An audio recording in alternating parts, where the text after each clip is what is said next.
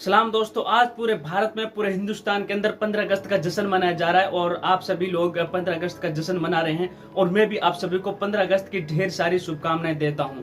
दोस्तों, मेरी तरह भी आप सभी के मन में सवाल रहता होगा कि आखिरकार इस 15 अगस्त को हमारे देश के अंदर क्यों मनाया जाता है। हर साल हमारे देश के अंदर 15 अगस्त को मनाया जाता है दोस्तों, और क्यों मनाया जाता है इसका राज आइए जानते हैं आज की इस वीडियो में।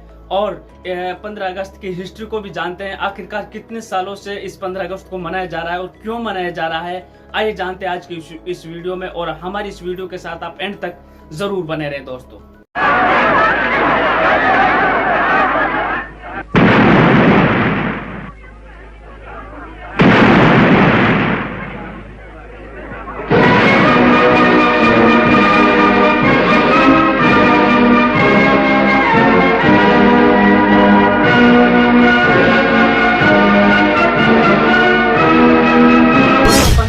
जानने के लिए हमें हिंदुस्तान के इतिहास में जाना पड़ेगा। आज से करीब 78 साल पहले हमारे देश को अंग्रेजों लोगों ने गुलाम बना रखा था। हमारा देश एक गुलाम देश था और हमारे देश पर करीब 100 साल तक अंग्रेजों ने राज किया था और हमारे देश के सभी लोगों को अपना गुलाम बना रखा था। उसके बाद में कैबिनेट मिशन आता है दोस्तों। 15 मार्च 1946 को ब्रिटिश प्रधानमंत्री, इटली के प्रधानमंत्री भारत को जल्द ही स्वतंत्रता देने की बात करते हैं।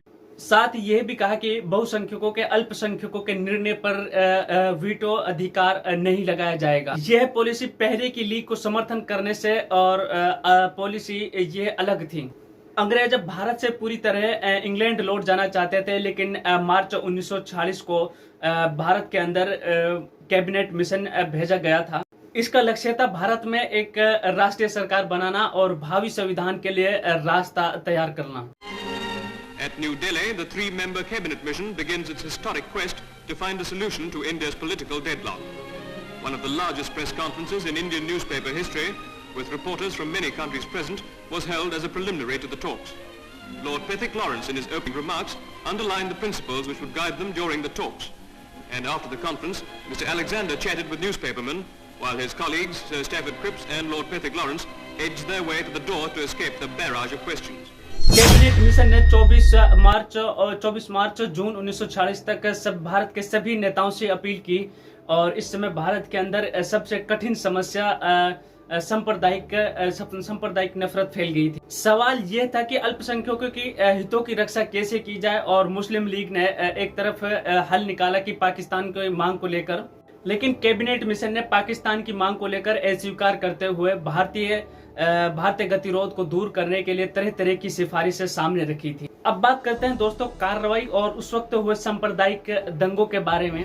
कैबिनेट योजना असफलता के बाद लीग 16 अगस्त 1940 को कार्रवाई दिवस घोषित किया गया था, और उस वक्त नारा भी दिया गया था कि पाकिस्तान लड़कर लेंगे पाकिस्तान। इसके साथ ही कलकत्ता में सांप्रदायिक दंगे भी शुरू हो गए थे जो 20 अगस्त तक चले थे। कलकत्ता के दंगों में करीब 5000 लोग मारे गए थे, और ये दंगे पूरे भारत में, पूरे हिंदुस्तान के अंदर कोने कोने में फैल गए थे। जैसे कि पूर्वी बंगाल नोआखली जिला और बिहार, मुंगेर, छपरा और गया और आदि जगह ये दंगे देखने को मिले थे, और इन दंगों में काफी लोग मारे गए थे, और सबसे ज्यादा मुस्लिम कम्युनिटी के लोग सबसे ज्यादा मारे गए थे। पंजाब के अनेक नगरों और शहरों के अंदर भी काफी भयंकर तरीके से दंगे देखने को मिले थे।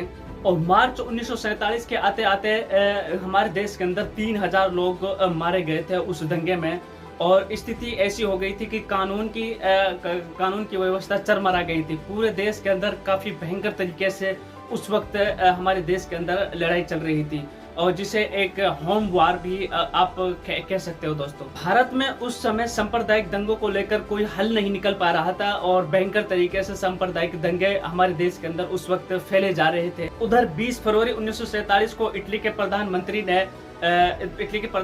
ने 20 जून 1948 तक भारतीयों को सौंपने की घोषणा की गई थी, और उस वक्त वेवेल की जगह माउंट बेटन को इंडिया का गवर्नर बनाकर भेजा गया था। माउंट बेटन 22 मार्च 1947 को भारत के अंदर आया था, और माउंट बेटन ने 30 जून 1947 को भारत के बंटवारे की बात की। इस योजना के अनुसार भारत और पाकिस्तान के नाम से औपनिवेशिक राज्यों को सत्ता को हस्तांतरण किया जाना था। इस योजना के अनुसार सीमा प्रांत में जनमत संग्रह करवाया जाना था कि वो पाकिस्तान में शामिल होगा या इंडिया में शामिल होगा।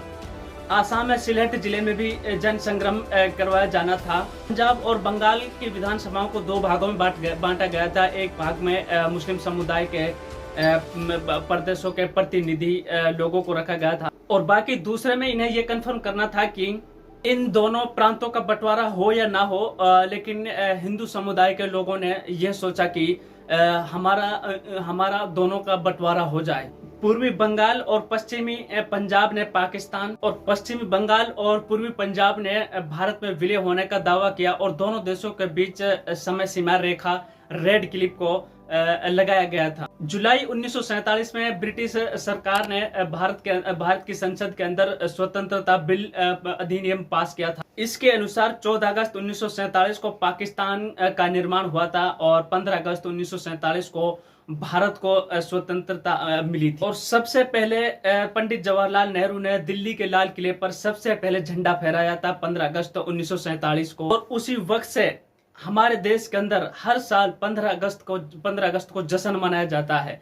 हर स्कूल के अंदर, हर घर के अंदर और हर मिलिट्री या पुलिस फोर्स के अंदर हमारे देश के अंदर 15 अगस्त का जश्न हर साल मनाया जाता है दोस्तों, तरह तरह की एक्टिविटी और फील्डिंग में। तो दोस्तों, अगर आपको कोई डाउट हो तो इसमें तो आप नीचे कमेंट बॉक्स में जरूर हमें अपना डाउट बताएं और ऐसी ही और वीडियो देखने के लिए हमारे चैनल को जरूर सब्सक्राइब कर लें और बेल आइकन को जरूर प्रेस कर लें। इस वीडियो को ज्यादा से ज्यादा शेयर करें ताकि और लोगों को जानकारी मिल सके 15 अगस्त की कि 15 अगस्त क्यों मनाया जाता है हमारे देश के अंदर और 15 अगस्त आखिरकार कितने सालों से और क्यों मनाया जाता है। दोस्तों बहुत बहुत धन्यवाद दोस्तों। ऐसी और वीडियो देखने के लिए हमारे चैनल को जरूर सब्सक्राइब कर लें।